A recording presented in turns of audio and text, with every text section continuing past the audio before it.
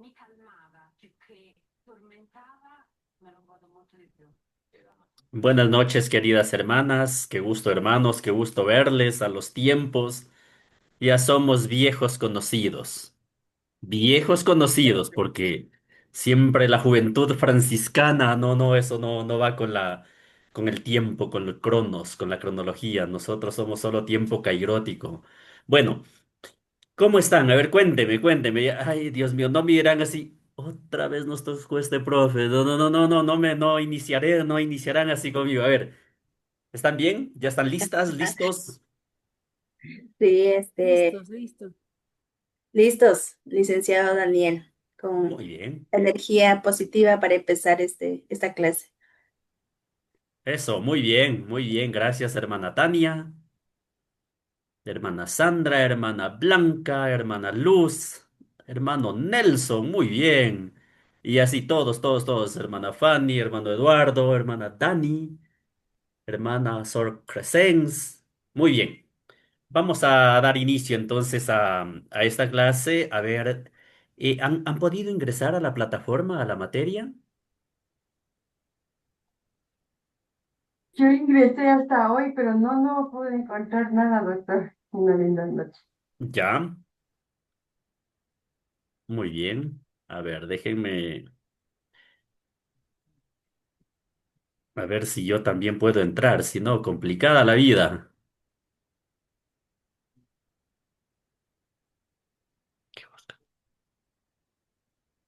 Bueno.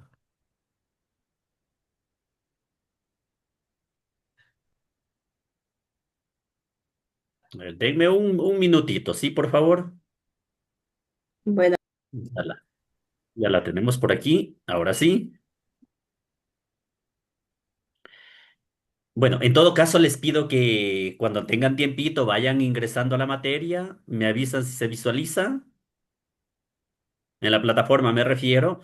Ahí está lo que es la materia que se llama configuración del carisma franciscano. Y le hemos colocado, le he dado una especie de título que la parte oficial, o sea, la parte formal del carisma franciscano, la oficialización del carisma. ¿Y qué lo hace oficial? Es la normativa, es la parte legal, es decir, son las reglas. Por eso este curso nos vamos a centrar en la regla no bulada y en la regla bulada, pero en este encuentro hay que dar un gran contexto. Gracias a Dios, ustedes ya están en un buen nivel ya de franciscanismo, ya conocen y sobre todo viven precisamente el carisma franciscano, por lo tanto ya será muy familiar la temática que conectada vamos a ir desarrollando en este primer encuentro como una en la gran plataforma. introducción.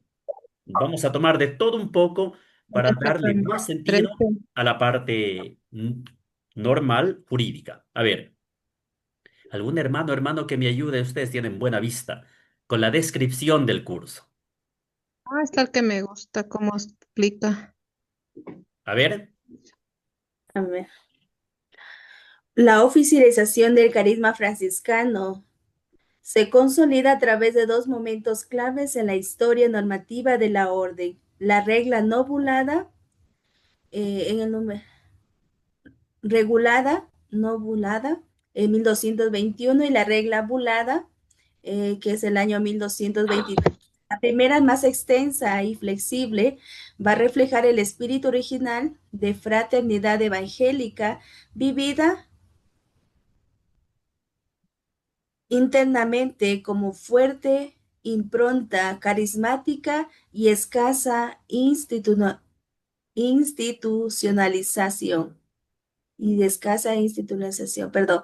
La segunda, aprobada por la bula Solet Anuer de Honorio III, marca la canonización eclesial del proyecto de vida franciscano, sintetizando su esencia evangélica en un marco normativo más estable y jurídico. Así el carisma de Francisco, vida en pobreza radical, fraternidad y misión, queda reconocido y regulado oficialmente por la Iglesia, articulando carisma y estructura de la actual orden de frailes menores y sus diversas ramificaciones. muchas gracias, Sortania. Ojalá se haya entendido, que hay de todo un poco allí, pero lo importante, lo que les acabo de mencionar, es que la oficialización de nuestro carisma franciscano tiene estos dos puntos convergentes. No nos quedemos solamente, es gracias a la primera bula y a la última, a la bulada, es decir, la no bula. Con eso se oficializó el No, no, es todo un recorrido. Pero simplemente esto es porque se le da la parte legal. Como aquí se menciona, si ustedes aquí estuvieron atentas a la lectura de Sortania, dice, el carisma de Francisco, vida en pobreza radical, fraternidad, misión, queda, esto es, queda por un lado reconocido, pero al mismo tiempo regulado por su regla, es decir, normado oficialmente por la iglesia. No, no es que entonces Francisco y los hermanos, los primeros hermanos, vivían desordenados o no eran reconocidos. No, vivían y el carisma franciscano. Incluso ya se multiplicaron y todo, pero la iglesia, a través de su organización, pide que se regule, pide que se reconozcan, para no, ustedes ya conocen, eso les mencionaba, ya conocen y lo vamos a ver, para que no se confunda con un grupo más de la época, sobre todo de los grupos heréticos. O grupos que estaban a veces contra la iglesia o no le hacían caso a la iglesia utilizando los términos actuales. Entonces, esto es la oficialización del carisma franciscano.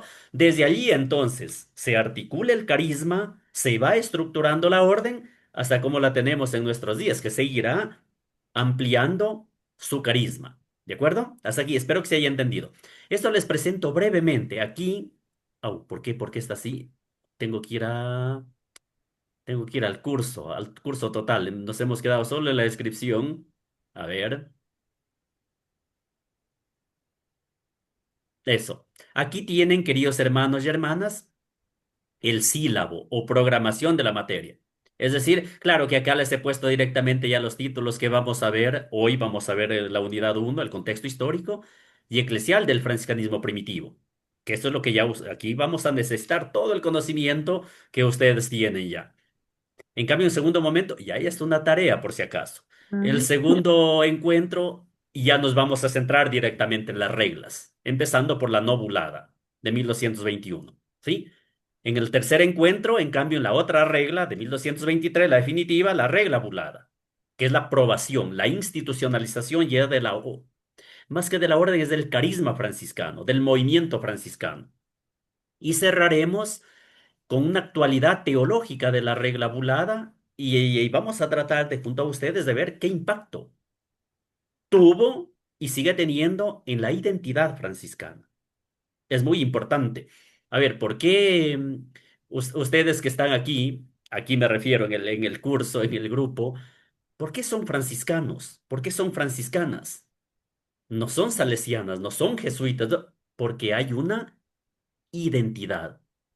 No somos cristianos primeramente, somos franciscanos o somos de otro carisma. Es la identidad. La identidad, repito, se parte de la espiritualidad cristiana, se parte de la identidad cristiana. Todos somos cristianos, todos. Pero de allí vienen los carismas. Entonces, ¿eso cómo impacta en la identidad franciscana? Todo este recorrido, toda esta oficialización del carisma franciscano. Además, aquí está toda la programación, paso a paso, qué se va a ver, todo. Aquí, esto es unos materiales que para la disposición de ustedes, yo siempre hago PowerPoint. Recuerden las otras clases, no va a ser la excepción. Ya les presento el PowerPoint, no está subido todavía, ya lo voy a subir, aunque ya creo que está subido aquí. No, no, no está subido todavía. Aunque aquí hay otro PowerPoint, pero lo que pasa que acá no está de la primera unidad. Esto es en general del curso. Simplemente, a grandes rasgos, el carisma franciscano muy bien explicado por el padre Ignacio Larrañaga, muy conocido por todos nosotros, ¿sí? Unos pequeños escritos acerca de la regla novulada que realicé, perdón que hable en primera persona, no es muy franciscano hablar en primera persona, yo realicé, hice, etcétera, etcétera, pero en este caso lo tomo en el año 2022, años atrás ya, sobre la regla novulada. Asimismo, un PowerPoint de esa regla novulada, que ya lo veremos en el respectivo encuentro. Lo mismo de la regla bulada. Un escrito pequeño de Jorgensen, San Francisco de Asís. Y aquí tienen una infinidad, como les digo, esto es algo muy, muy elemental. Muy elemental. Ustedes ya conocen y sé que dominan el directorio franciscano, me refiero. Todas las fuentes están en línea. Van al directorio, se han utilizado, ¿verdad? Van al directorio franciscano y hay distintos, así como Shmuki, hay distintos autores expertos en franciscanismo que les iré, según la temática, indicando también. ¿Sí? Eso así a grandes rasgos. ¿Entendido esto? Bueno, no sé si entendido, si les dije apenas así, encima. ¿Estamos allí? Sí, sí estamos. Si están todavía despiertos y despiertas, y eso es muy Sí. importante. A ver, denme un segundito. Ah, ¿quién de ustedes utiliza ChatGPT,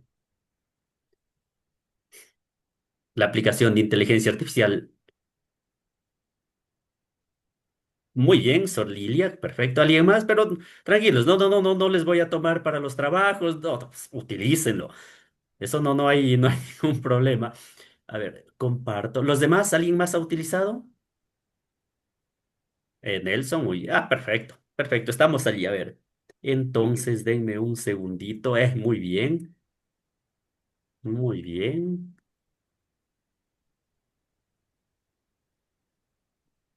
Otra vez les voy a hablar, espero no hablar mucho en primera persona. El famoso yo, eso no es franciscano, les repito. Eh, Se ha creado, para no decir yo he creado, se ha creado, a ver, dejo de compartir un rato para que se entienda. Es más, dejo de grabar esto. Entonces, en ese punto de vista, fue creado para ustedes, literalmente fue creado para ustedes, con el nombre prácticamente de la materia. Les he puesto oficialización del carisma franciscano, las reglas. Estas son las fuentes que presenta todo ChatGTP, pero acá lo seguiría alimentando porque con esa membresía que tenemos, se lo va alimentando, nos permite colocar hasta 10 obras o libros diarios.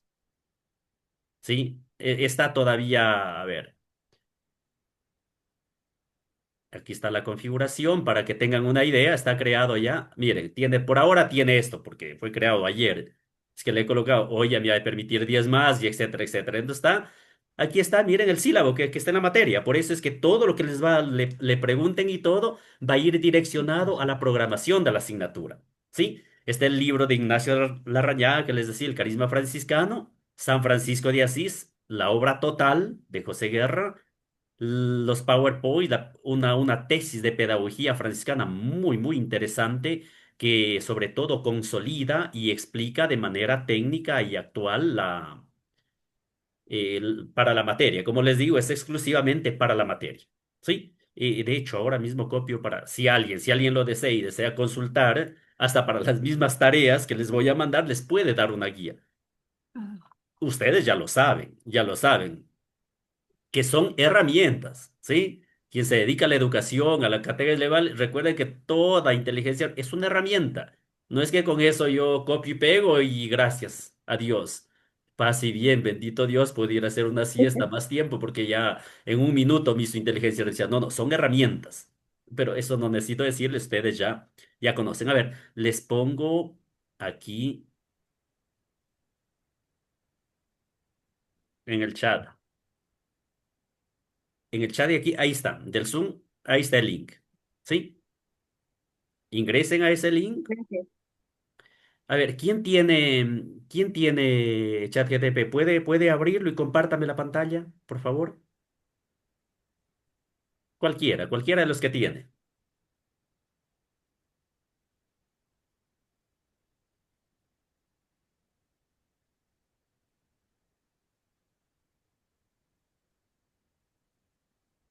A ver, ¿quién se anima? Vamos.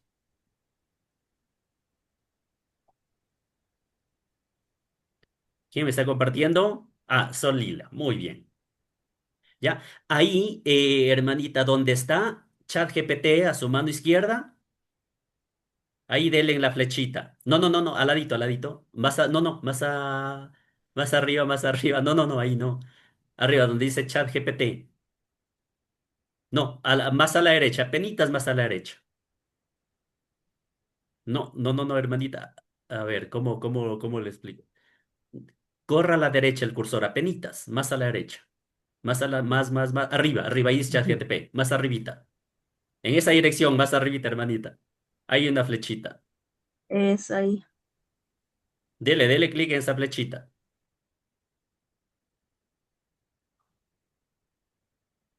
Dele, ahí dele clic. Ah, no, eso le salió. Claro. Bueno, no se preocupe, no se preocupe. A ver, vuelva al chat GP normal y póngale ahí alguna. Quiero ver si funciona, porque si no, imagínense, si no funciona, yo estoy vendiendo humo aquí. ¿Sí? Vuelva al chat. A ver. Ya, vamos a ver. No, Ah, pero yo no, yo, era para esto, a ver, hermanita. Ya comparto claro, yo. Nada más. A ya ver, está bien. ¿dónde? Denme un segundito.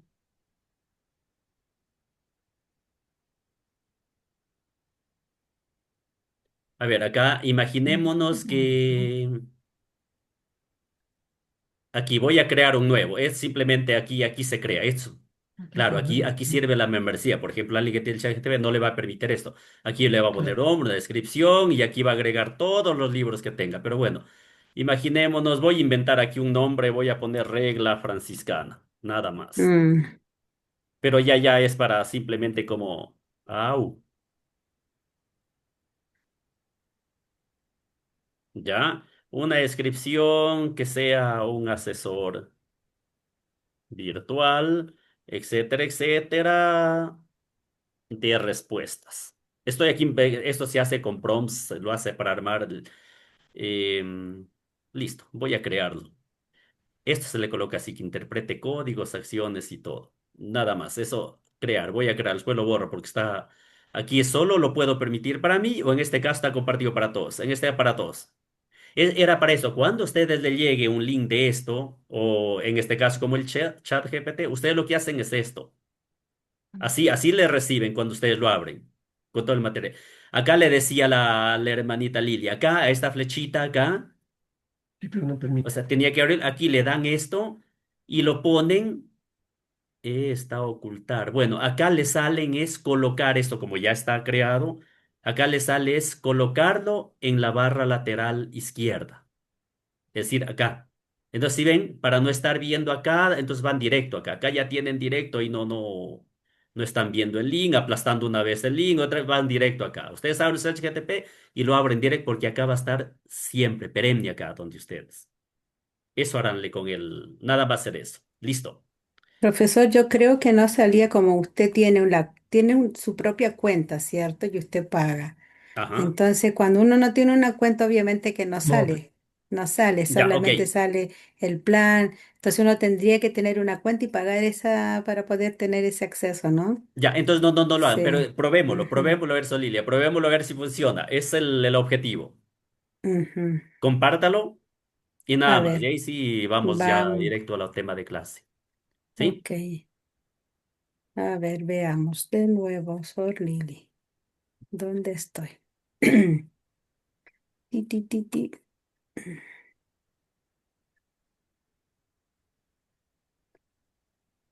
A ver, ¿qué dice?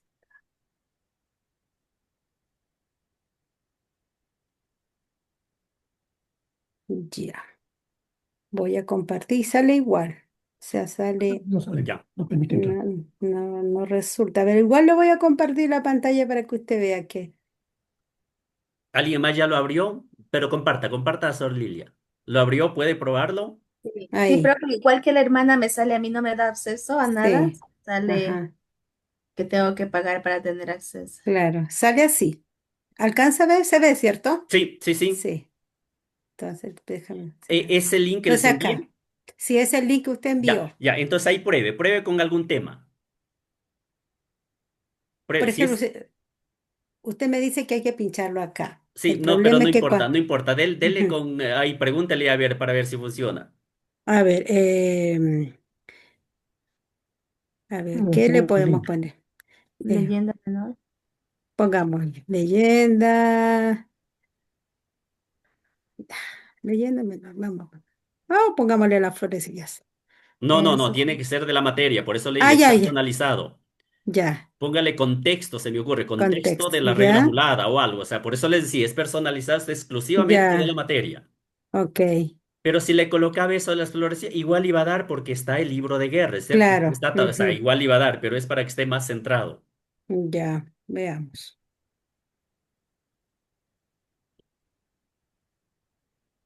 Sí, está. Ujú, Eso quería que esté sí, funcionando.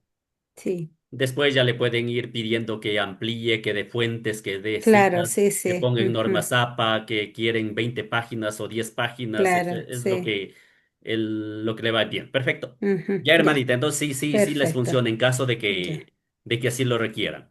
ok, Bueno, gracias. ¿alguna pregunta hasta aquí? Que no hemos No visto comprendí. todavía nada. Le va a decir, ¿y qué vamos a preguntar si todavía no hemos desarrollado absolutamente nada? A ver, ahora sí, entremos en tema. A ver, entonces la configuración del carisma franciscano. Este es el PowerPoint, ya les he de subir siempre subo esto a la. Claro. A ver, ¿quién me ayuda? Siempre pido ayuda para que ir leyendo lo que está acá en el material. El franciscanismo primitivo, contexto histórico y eclesial. El surgimiento del franciscanismo en el siglo XIII se dio en un periodo de profundas transformaciones sociales, culturales y religiosas en Europa.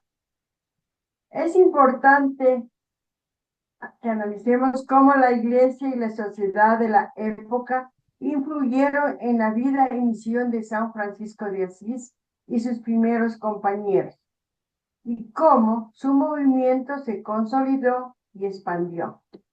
Muy bien, entonces el contexto ya directamente histórico y de la iglesia es el siglo XIII. Y ahí ya se dieron grandes cambios a nivel de Europa, a nivel de sociedad. Y es lo que vamos a ir analizando para ver cómo eso, social, cultural y por supuesto religioso, cómo eso, como les digo, sirvió o ayudó en el carisma franciscano. ¿Sí? Es decir, cómo se va consolidando toda esta realidad. De allí sí vamos acá. Uy, aquí necesito a alguien que tenga buena vista. A ver, una hermana o hermano que me ayude con el punto 1.1, otro u otra, el 1.2 y una tercera o tercero con el 1.3. ¿Sí? Europa y la iglesia en el siglo XIII. A ver, número 1.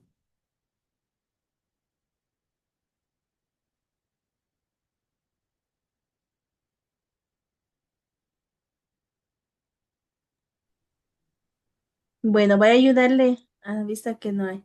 Europa y la primera iglesia en el siglo XX, en el siglo XIII, perdón.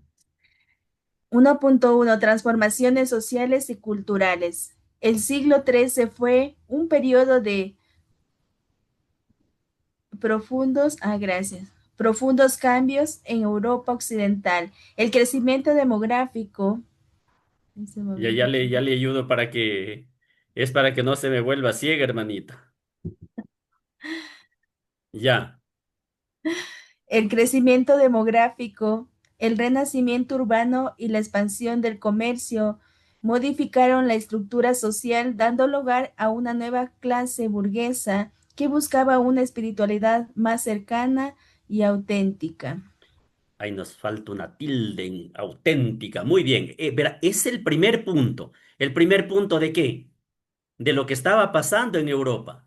¿Sí? De lo que estaba pasando en Europa en el siglo XIII, que hay de verdad grandes transformaciones a nivel social y a nivel cultural, pero particularmente se da en lo que esto, una nueva clase burguesa que buscaba obviamente una espiritualidad más profunda, una espiritualidad más cercana, no tanto hacia arriba, unos que manden, otros que dominen, sino que sea, y por ahí ya va a ir tomando Francisco de Asís, no me refiero directamente, pero todo es el ambiente que vive Francisco, que sea cercana y que sea auténtica. Muy bien, otra hermanita, el 1.2. La Iglesia y su papel dominante. La Iglesia Católica mantenía una posición hegemónica en la vida europea, pero enfrentaba críticas por prácticas como la simonía y Ajá, el neptonismo en el Cuarto Concilio de Letrán sí. en 1215. Intentó abordar estas cuestiones mediante reformas doctrinales y disciplinarias establecidas, entre otras cosas, la obligación de contención anual y la comunión pascual. Muy bien, muy bien. ¿Qué simonía? ¿Mm? Es el hecho de vender los sacramentos. Muy bien, exacto. Por eso le decía, usted ya tiene ya. ¿Y qué es nepotismo?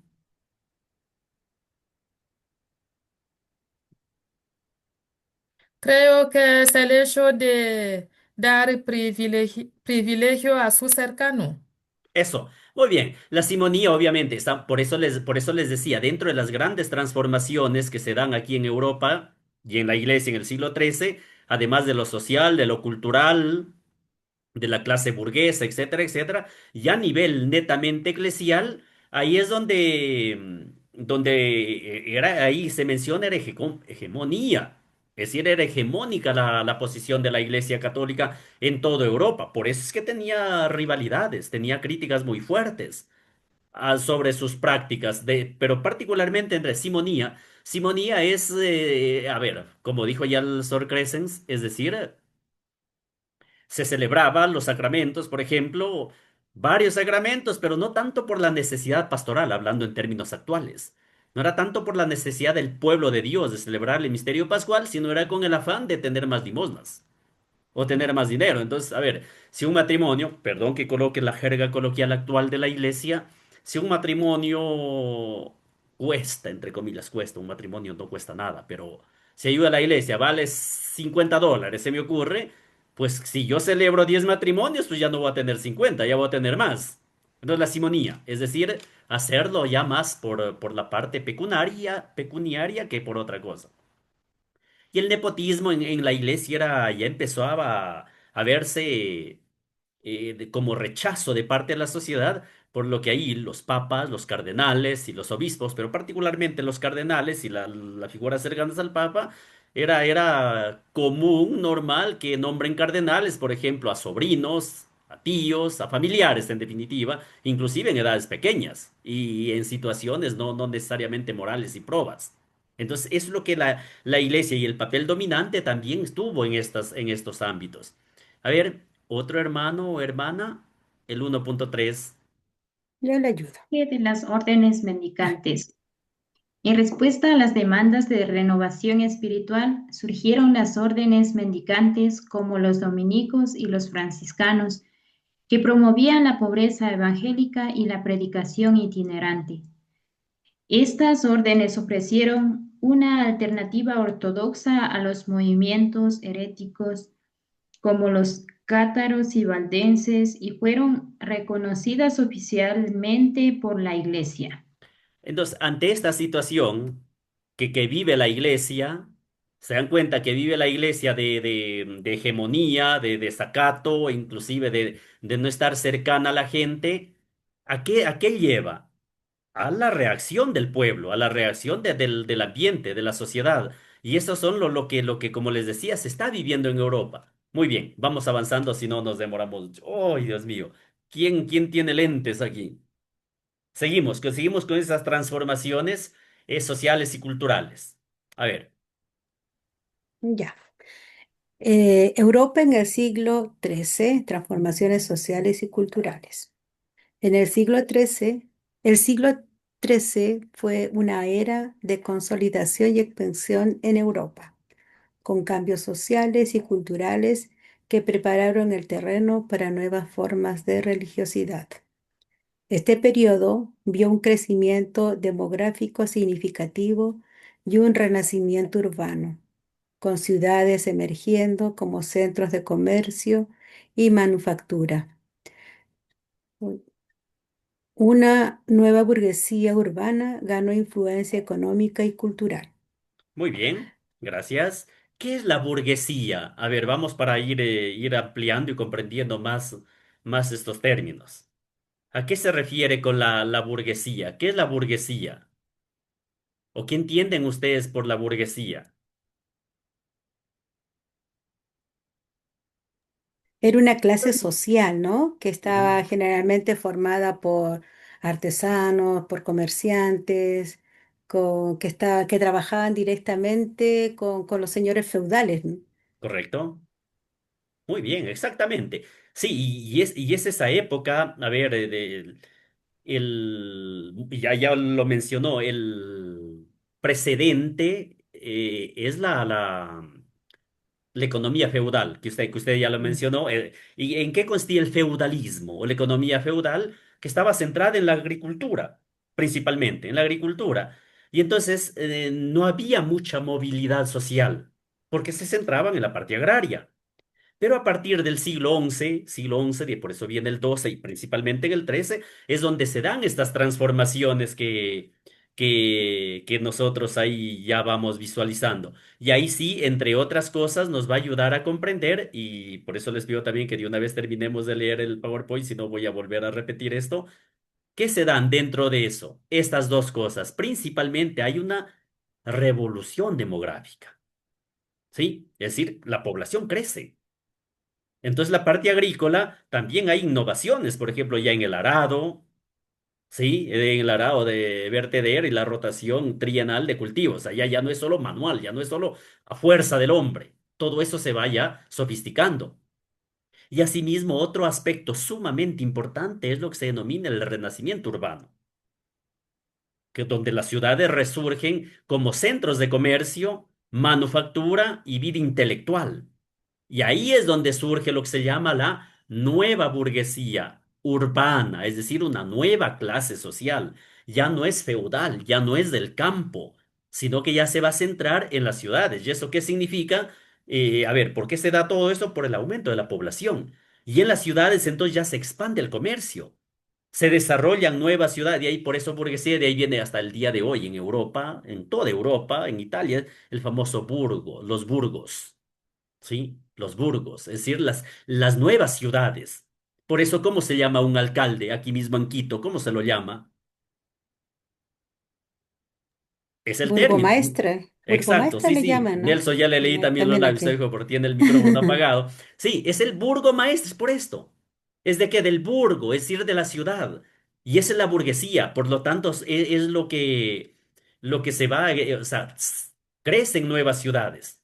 Y entonces, ¿qué pasa con esta realidad? Repito, de lo feudal, de lo agrario a lo urbano, a las ciudades. Entonces hay mayor circulación de bienes, hay mayor circulación de personas, de culturas. Ya no se centra solo en las familias pequeñas o alargadas del campo, en el feudalismo. Ahora hay muchas más personas con otros credos, otras formas de ver la vida. Y eso es importante, como les digo, tener en cuenta. Y con eso, obviamente, el comercio. Si hay más circulación de personas, hay comercio. Por algo ustedes ya conocen y es muy familiar que Francisco el Papa que era. Y era un burgo, estaba en un burgo, en una ciudad, y por lo tanto, el comercio de telas, en este caso, las rutas como por ejemplo el Camino de Santiago o la ruta de la seda entre los países árabes, es muy importante. Entonces, por eso, la burguesía, como les digo, no se olvidarán, si es que ya de pronto estaban olvidándose, viene de burgo. Es decir, pero, a ver, y eso hay que aclararlo porque, y yo creo que voy a lo mejor, no le pongo el PowerPoint, les digo directamente, no se olviden. A ver, el burgo, la ciudad se denominaba burgo, pero las ciudades que eran amuralladas, ¿sí? Donde vivían los burgueses. Es decir, en el burgo vivían los burgueses protegidos con las murallas. Entonces eran habitantes urbanos dedicados al comercio, a la artesanía, a las finanzas, irá apareciendo también la parte intelectual. ¿Sí? Entonces la burguesía es una nueva clase social. No era una clase noble, cuidado, eso no, cuidado. Los burgueses no eran clase noble, pero tampoco era una clase campesina, feudal, agraria. Por eso es una nueva clase social. Y estos señores burgos, estos burgueses, esta burguesía, en la Edad Media, o sea, en el siglo XIII, se van consolidando o poco a poco fueron ganando poder adquisitivo, poder económico. Entonces, ¿y por qué fueron, el papá, por ejemplo, de Francisco, era un burgués? Y por el comercio, entonces fueron ganando fama. Entonces, el auge del comercio local, del burgo, pero también internacional entre los países de Europa. Se establecen, aquí es donde se van estableciendo ya gremios, ferias. Aquí también ya crece y se da el nacimiento de la banca, o sea, los bancos, las letras de cambio, es el comercio. Y es la época de los cambios, repito, de la Edad Media del siglo XIII, concretamente. Me detengo en esto y disculpen que me demoré un poquito hablando de esto, porque el comercio, la expansión comercial, aquí otro elemento, por favor, a tener en cuenta, no se me olviden, recuerden que estamos en la época de las cruzadas también.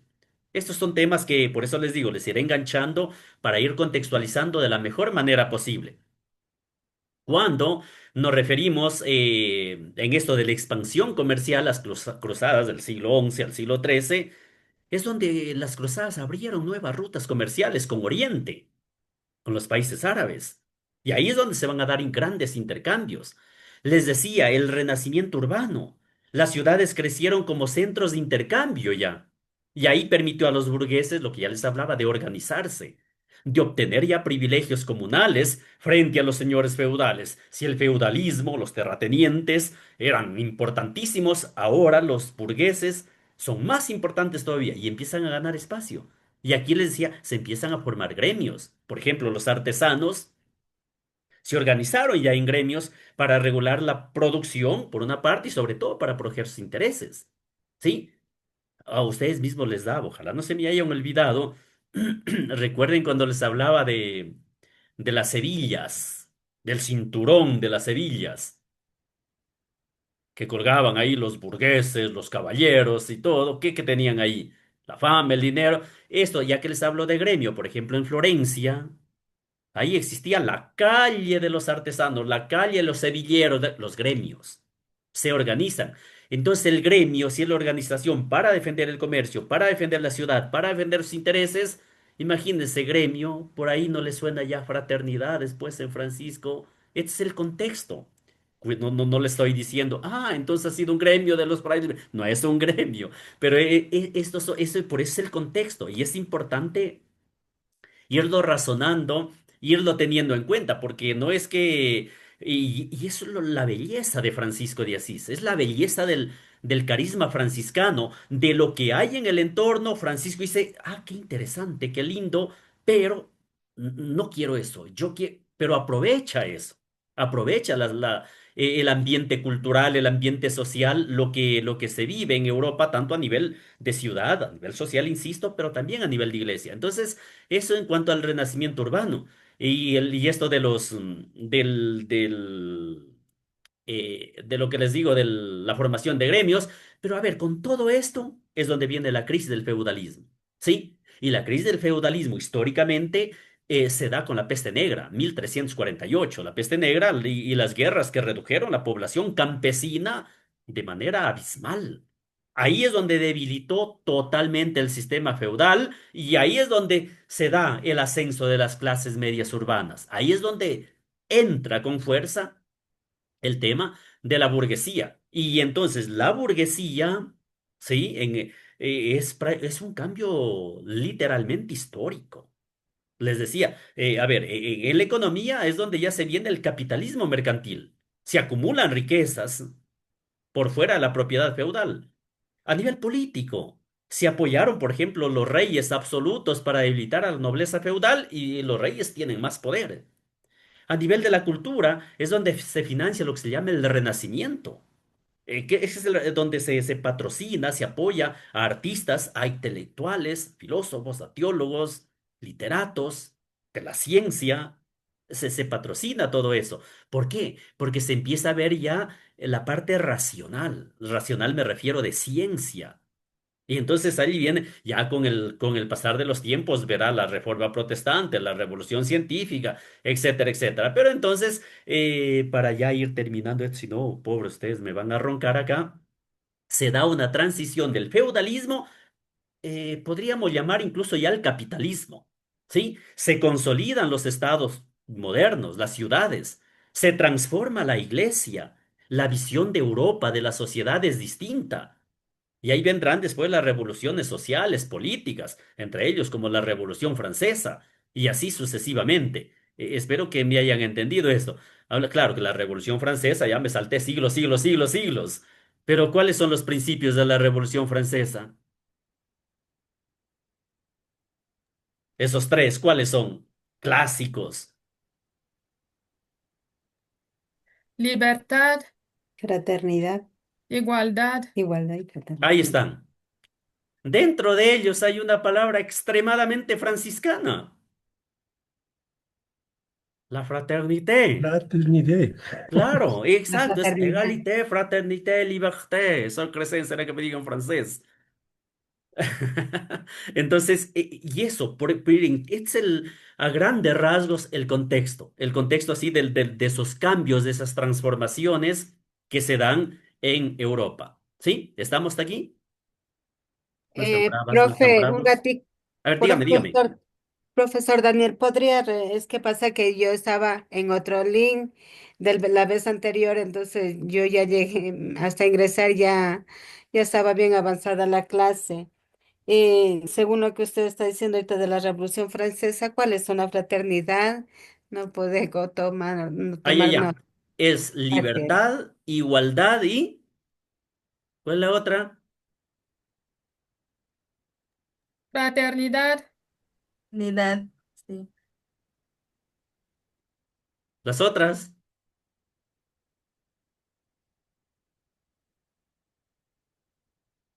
No creo que me han estado atendiendo. Libertad, fraternidad e igualdad. Eso, querida hermana, que he preguntado, es fraternidad, libertad e igualdad.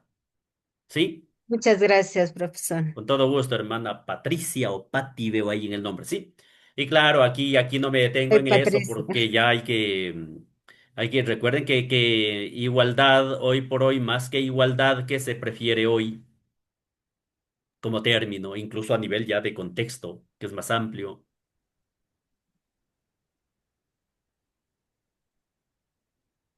Equidad. Equidad. Correcto.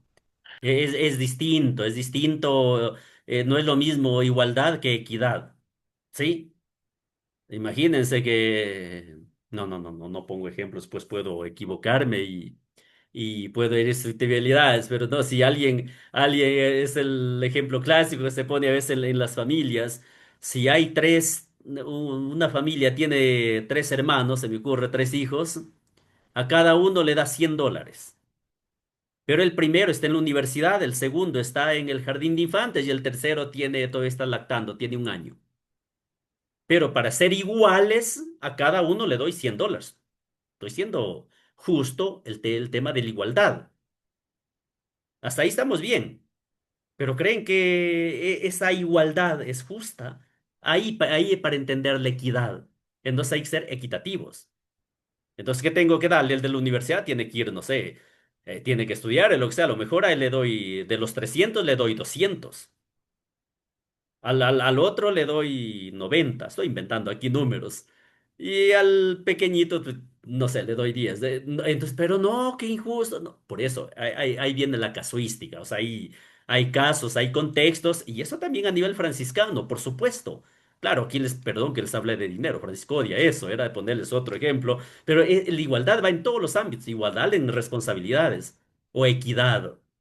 Todo esto nos va a ayudar entonces a visualizar un estilo ya como lo pide y lo quiere Francisco de Asís. Avancemos. A ver, estamos en... A ver, ¿por qué no? ¿Dónde está mi PowerPoint? Se me perdió. Aquí estamos. Sí. Entonces, con eso, como les digo, ojalá me hayan comprendido todo esto del tema de la burguesía, renacimiento urbano, fruto de todo esto. Entonces, pero también hay una nueva sensibilidad espiritual. Y ya adelantaba también, y un auge de la parte intelectual, ¿sí? Que es muy, muy importante en estos contextos de Europa del siglo XIII. Porque esas ciudades, aquí, a ver, mejor, ¿quién me ayuda con la lectura de estos dos párrafos iniciales? Las ciudades del siglo XIII fomentaron una sensibilidad religiosa distinta, menos monástica y más orientada al contacto social, la pobreza voluntaria y la predicación pública. Este ambiente fue fértil para movimientos mendicantes como el franciscanismo. Paralelamente, las universidades como París y Oxford consolidaron el método escolástico, generando una nueva intelectualidad que, que debatía la fe y la razón. Muchas gracias. A ver, 3 hermanas o hermanos necesito para esos 3 puntos siguientes.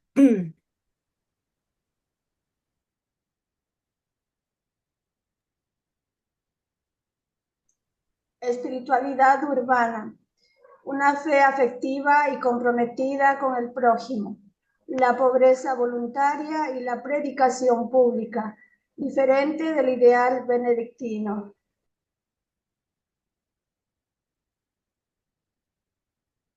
Siguiente, ¿alguien más? Auge universitario, consolidación de universidades y el método escolástico generando debates sobre la pobreza evangélica y el papel de la iglesia. ¿El otro? Cultura Cultura escrita. escrita. Expansión de la cultura escrita y uso de lenguas vernáculas en obras religiosas y literarias, empoderando al laicado. Muchas gracias. A ver, ¿se dan cuenta entonces cómo ahí tiene razón el título? Hay una nueva sensibilidad espiritual y se da sobre todo esto, el auge intelectual. ¿Por qué? Porque como aquí se menciona, se fomentaron algo distinto a la vida monástica, o sea, menos monástica y más orientada a lo social. Por eso el movimiento franciscano, recuerden lo que les enseñaba en la otra materia, más que enseñada, no, compartía con ustedes la otra materia. Francisco no quiso monjes. No quiso hombres solitarios, consagrados a Dios, dedicados a Dios. No, no, no. Él sí quiso hombres consagrados y todo, pero no solos, no monos, uno, único, solito, sino fratres, hermanos. El monje, él les decía, el monje era prohibido que salga del monasterio, ¿sí? En cambio, Francisco no quiere a alguien encerrado, quiere a alguien del pueblo, de la sociedad, que salga, que vaya a los castillos, que vaya a las calles, que vaya. Eso quiere, por eso, entonces, que sea menos monástico y más orientado al contacto social, es decir, con las personas. Que haya una pobreza voluntaria, no obligada, sino algo que nazca, algo que vaya acorde al evangelio, pero que sea espontánea. Y que sobre todo la predicación ya no se dé solo en la parte litúrgica, solo en la parte oficial que lo podía hacer la iglesia, desde el obispo, los sacerdotes, ahora que lo hagan los hermanos. Hermanos me refiero a la parte laical, que sea el pueblo. Por eso acá se mencionaba el tema a nivel escrito, las lenguas vernáculas. Es decir, que ya no sea solo el latín, sino que el pueblo pueda entender y eso se lo hace a través, entre otras cosas, de la predicación pública. Asimismo, en este ambiente, entonces, como ya se privilegia, se dé ese paso, ese cambio, claro que hay distintos grupos. Me refiero a distintos movimientos. Y entre ellos las órdenes mendicantes, que ustedes ya conocen muy bien, y el franciscano, exactamente. En esta época es donde se da el nacimiento de las universidades. ¿Sí? Ahí les he puesto nada más París, Oxford, la primera es Bolonia, pero hay una serie de universidades, la Sorbona, etcétera. Hay muchísimas que nacen precisamente porque hay un cambio ya radical en Europa. Ya viene la parte cultural, como les digo, el auge universitario, donde en las universidades ya se enseña el método escolástico, vienen los grandes debates de pobreza evangélica, el papel de la iglesia, el papel de la ciencia, el papel de la fe, la fiesta de Ratio, que ya conocemos desde el 98, desde Juan Pablo II, pero el debate entre la fe y la razón, entre la fe y la ciencia, entre la iglesia y la parte, entre comillas, voy a llamar mundana. Entonces ya esto también es importante, la espiritualidad urbana. Sí, es decir, que la fe ya no sea solo al interno de la iglesia, que la fe no sea algo solo subjetivo, algo propio de la persona, sino que sea activa. Es decir, que salga. Aquí no quiero llegar al Papa Francisco, que en paz descanse y que Dios goce, una iglesia en salida, que era él. Pero acá ya se veía esto, que la fe sea activa, Y como es una fe activa, que esté del lado del prójimo, que se comprometa con la gente. ¿Sí? Entonces, eso es muy, muy importante para esta época. Espero que sí se entienda hasta aquí. Espero que sí, queridos hermanos, hermanas. Por eso, para seguir avanzando, ya se consolida lo feudal y las críticas a la iglesia. ¿Sí? Una consolidación feudal y críticas a la iglesia. Eso ya se está fraguando, se está viviendo. Por favor, alguien que me ayude, necesito cuatro. Aquí está para este Consolidación párrafo y para feudal los y tres siguientes. consolidación feudal y críticas a la iglesia. Aunque las ciudades crecían, el sistema feudal seguía siendo la base política, con poder fragmentado en señoríos. La iglesia, con su doble rol de autoridad espiritual y terrateniente feudal, enfrentaba críticas por la acumulación de riquezas. Esta tensión entre la práctica institucional y el ideal evangélico motivó movimientos de reforma como el franciscanismo, que proponían una iglesia humilde y cercana a los marginados. Gracias, Nelson. Sistema feudal. Sistema feudal. Poder fragmentado en señoríos, con la iglesia como autoridad espiritual y gran terrateniente. Gracias. Siguiente. Acumulación de riquezas. Críticas a la iglesia por su riqueza, generando descontento y movimientos reformistas.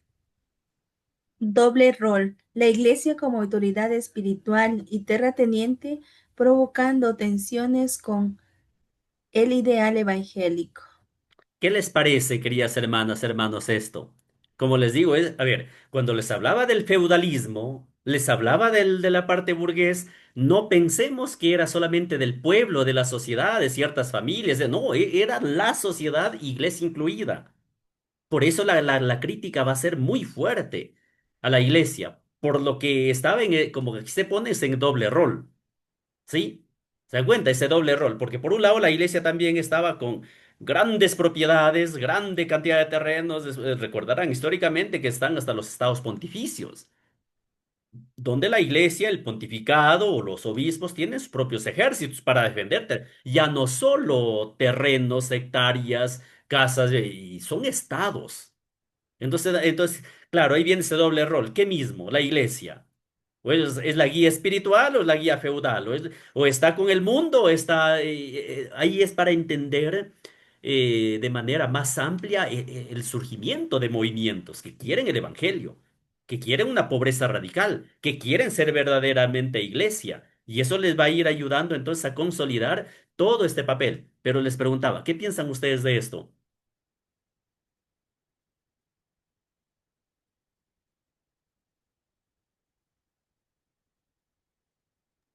Nada, mirando el contexto, ¿no? La iglesia en ese tiempo, ¿no? Tenía todo el poder, digamos, el manejo, porque dentro de lo espiritual y también de lo material, entonces, Muy pues bien. era el señorío, ¿no? Que dominaba en aquellas épocas. Ajá, correcto. Sí,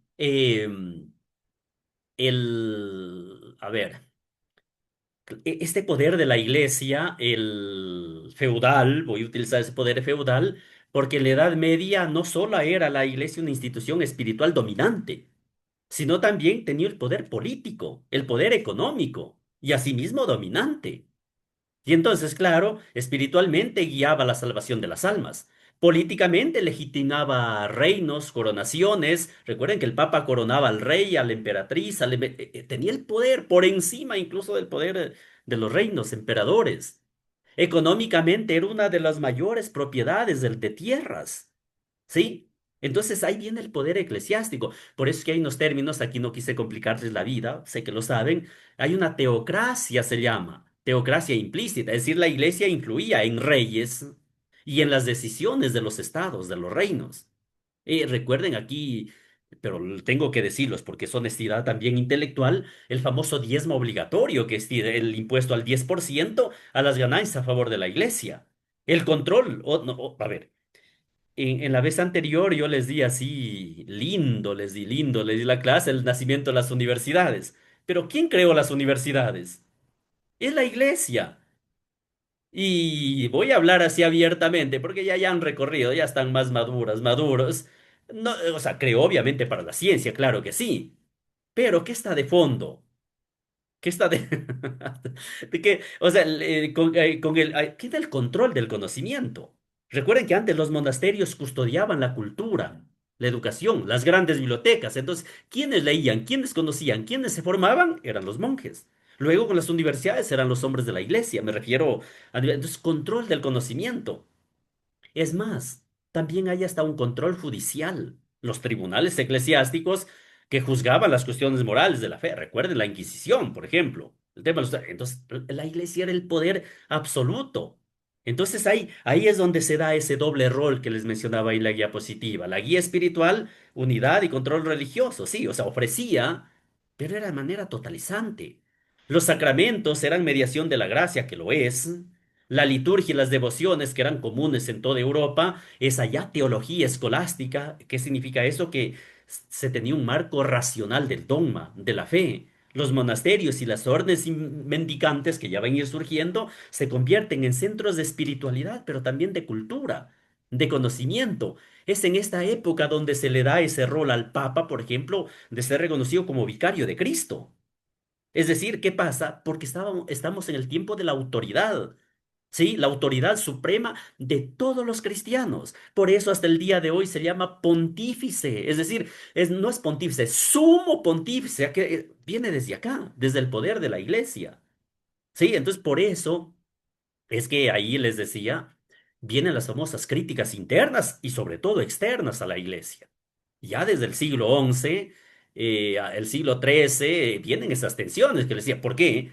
Recuerden que donde hay dinero, donde hay poder, donde hay todo lo que les hablaba, donde hay control de conocimiento, hay etcétera, etcétera, vienen también los desmanes, vienen los desvíos. Los desvíos me refiero, a ver, viene la corrupción del clero, ¿sí? Lo que les hablaba, nepotismo, simonía, es más, el concubinato ya a nivel ya moral, a nivel de normas y costumbres, la riqueza excesiva frente a la pobreza evangélica que está en el evangelio, y el pueblo que sufría de hambre. Y entonces, ¿qué pasa con esto? Ya hay una distancia entre la doctrina, entre lo que predica la iglesia y lo que practica.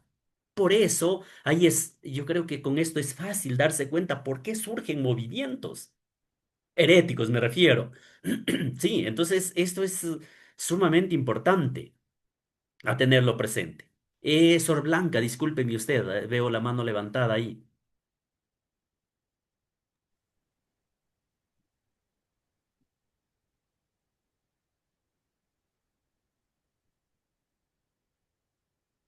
Si es que está hablando, no le escucho.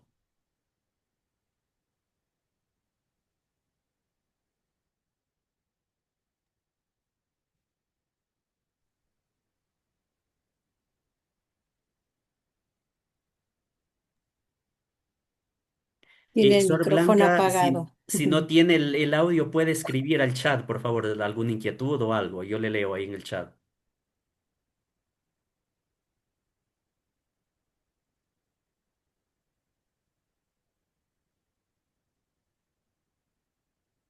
Muy bien, entonces es lo que les decía de la iglesia, que se da todas estas circunstancias. Y ahí es donde, en este ámbito, es donde les decía, viene la hegemonía literalmente institucional del papado. ¿Sí? A ver, ¿quién me ayuda con ese primer párrafo? Y después tres. Siempre voy a necesitar cuatro hermanas o hermanos. A ver, hegemonía institucional del papado. En el siglo XIII, el papado alcanzó su apogeo de poder institucional y político, actuando como fuerza supranacional. Papas como Inocencio III y Gregorio IX fueron jueces, legisladores y árbitros. El cuarto concilio de Letrán de 1215 consolidó esta hegemonía, definiendo dogmas, reformando la disciplina eclesiástica y organizando la Inquisición, estableciendo el apogeo del gobierno papal como una monarquía teocrática. Ujú.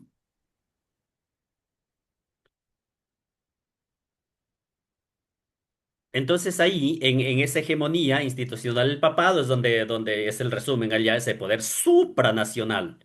¿Sí? Es decir, es a nivel en asunto político y reinos a nivel total. En la época se llamaba universal.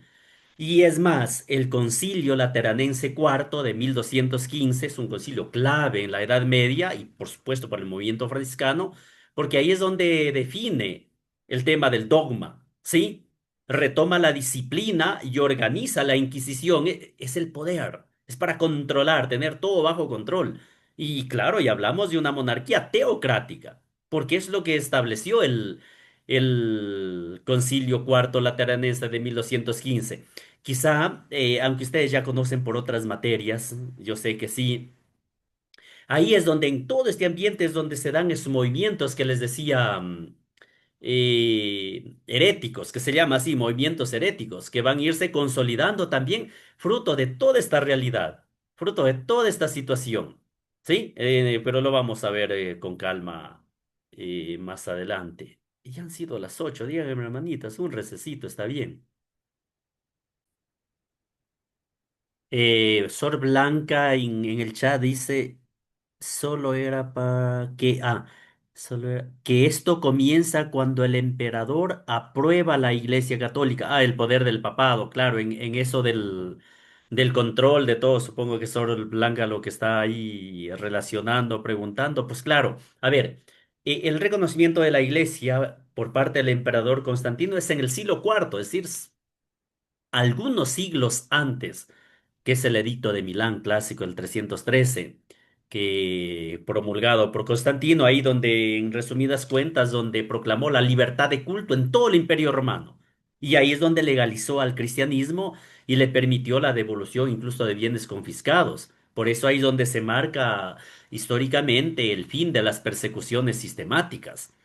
Y ahí, claro, se va consolidando ya una especie de alianza iglesia-imperio. Por ejemplo, recordemos que Constantino fue el que convocó al Concilio de Nicea, 325, y ahí se definió el credo niceno, que hasta el día de hoy lo confesamos. Es decir, se promovió la unidad de la fe como principio político y social. Entonces ahí es donde se va consolidando, es cierto, el papel de la iglesia como columna de orden. ¿Sí? Y es el gran inicio de la cristiandad, es decir, una civilización donde el poder político se legitimaba por el poder religioso. Entonces me parece que es correcto lo que menciona Sor Blanca, se va formando y consolidando el poder papal. Sí, ahí se va aludiendo, en esta época también se va consolidando, es la palabra correcta, formándola. Se recurre a la primacía de Pedro, el primado de Pedro. Es decir, para fundamentar todo este poder ya desde los primeros siglos, los obispos, recordemos de Roma, me refiero al Papa, se consideran sucesores de Pedro. Sí, y ahí se convierte en idea teológica también, con argumentos jurídicos y eclesiales. Aquí es donde van a ser también en el siglo cuarto, se dan cuenta, estamos del siglo XIII, nos fuimos al siglo cuarto, pero es verdad, aquí está toda esa génesis. Ahí es donde viene lo que hasta el día de hoy se, ya creo que sí les mencioné, donde se da el título de Pontifex Maximus, es decir, el sumo pontífice. Sí, siglo cuarto. Ahí es donde el título es un título pagano que se lo transformó en jefe espiritual en el ámbito del cristianismo y concretamente de la iglesia. De hecho, el Papa León, no el actual Papa León XIV, no el Papa León, el primero, miren, del primero al 14 que estamos ahora. El Papa León primero, ahí es donde recuerden que él es famoso porque defendió a Roma de Atila, ese gran eh, guerrero que destruyó allí. Y ahí el Papa León primero es el que consoló, o refuerza, mejor dicho, la doctrina de la autoridad de Pedro, la autoridad petrina que se llama. Pero es en la Edad Media, para no demorarme mucho, no voy por etapas demasiado, voy directo. Gregorio Magno, el Papa Gregorio Magno, ya estamos en el 590, es decir, organiza la Iglesia romana como una estructura administrativa y espiritual. ¿Sí? Entonces es lo que se va consolidando el papado. Entonces por eso es que hay ese poder, ya les mencionaba, es político, eclesial, cultural, económico, pero que se va dando, se va dando. Entonces es importante tenerlo en cuenta para todo lo que después Francisco dirá, no, yo no quiero jefes, yo no quiero servidores, yo quiero hermanos. Yo quiero a alguien que no esté arriba, sino que esté entre iguales, que esté con la gente. Ahora, aunque ya estamos aquí todavía en grandes, grandes temas así muy generales, pero yo creo que uno se puede ir intuyendo por qué la iglesia entonces va después legislar. Como hay de todo un poco, hay que normar. Esto hay que poner un orden. Entonces ahí viene ya esto para irles ya direccionando a los otros encuentros que hablaremos para entrarnos en la regla. Es la parte jurídica, es la parte normativa. A ver, ante todas situaciones, ¿cómo hay que actuar?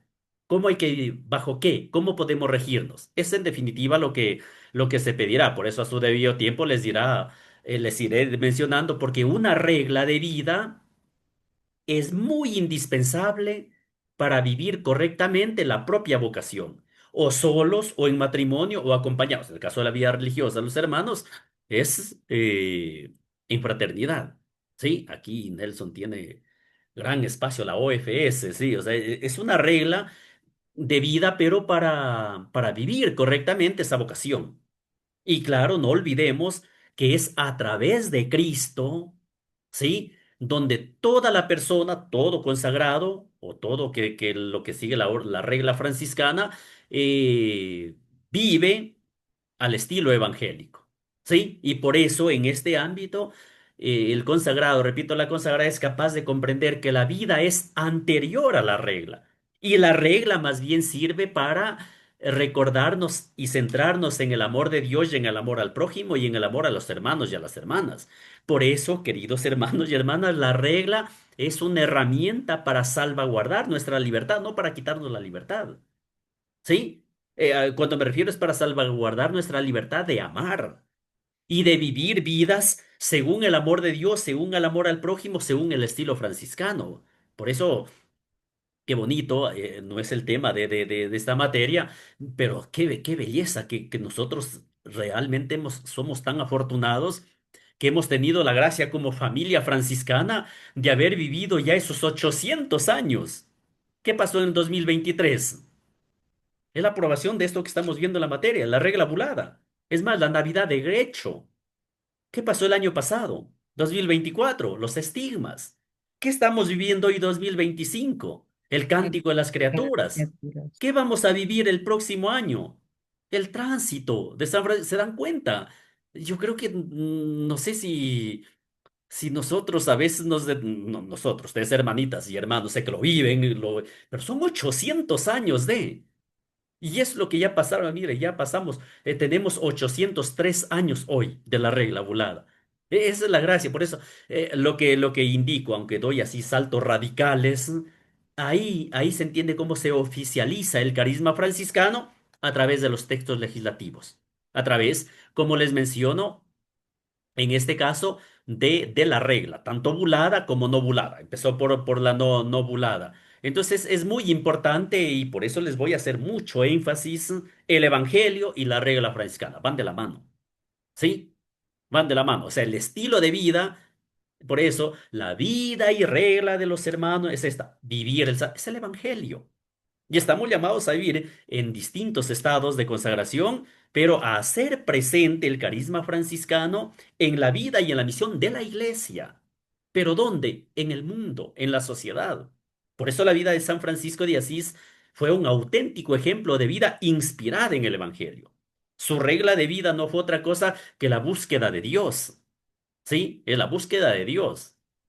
¿Se dan cuenta? Entonces, por eso conmigo hicieron algunas materias, ¿verdad? Para no ser repetitivo, sí.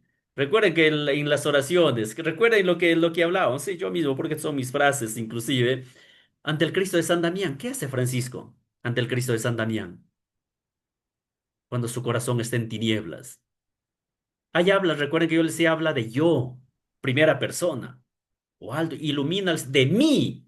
Cuando Francisco es de fraternidad, hermanos, nadie, etcétera, etcétera. Pero recuerden que está en un momento de tinieblas. Es el contexto. Y la regla es eso, es para legislar, no para quitarnos la libertad. No, no, no, no. Nos da libertad para amar a Dios, para amar a los demás. ¿Sí? Para no demorarme mucho, voy a seguir con el PowerPoint, si no, Dios mío, terminamos a las 10 de la noche. Según el horario me dijeron desde Secretaría que hasta las 9. Sí, no, no se preocupen, no, no, no, no, yo sí sé respetar los tiempos, sí, tranquilas y tranquilos. En este contexto, entonces, es donde la iglesia, en la vida cotidiana y en el derecho canónico, tiene que normar. Es lo que le estaba diciendo.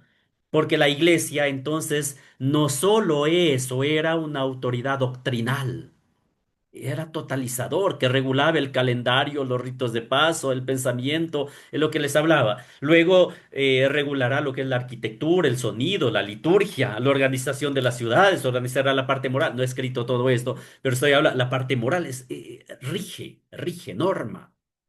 Es lo que les decía la famosa hegemonía. Entonces sí, coexistía una religiosidad popular espontánea, claro que sí, pero es en el siglo XIII donde se consolida esta parte jurídica. ¿Sí?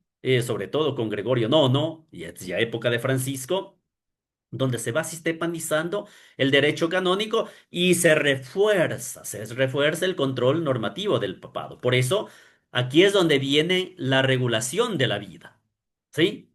La regulación de la vida. Por eso el derecho canónico toma fuerza y hay un verdadero control, como ahí se menciona, normativo. En este ambiente, ya les adelantabas antes de la pausa, se dan los movimientos evangélicos, se da una verdadera reforma espiritual. Entonces, fruto todo esto del siglo XIII y ahí tenemos algunos ámbitos que nos ayudan a comprender todo esto. Todo con el afán de que, centrados en esto, en la imitación de Cristo, la pobreza y la predicación, esas serán las claves. Y aquí es donde se dan esos movimientos. Eso sí, tienen un fuerte componente laical.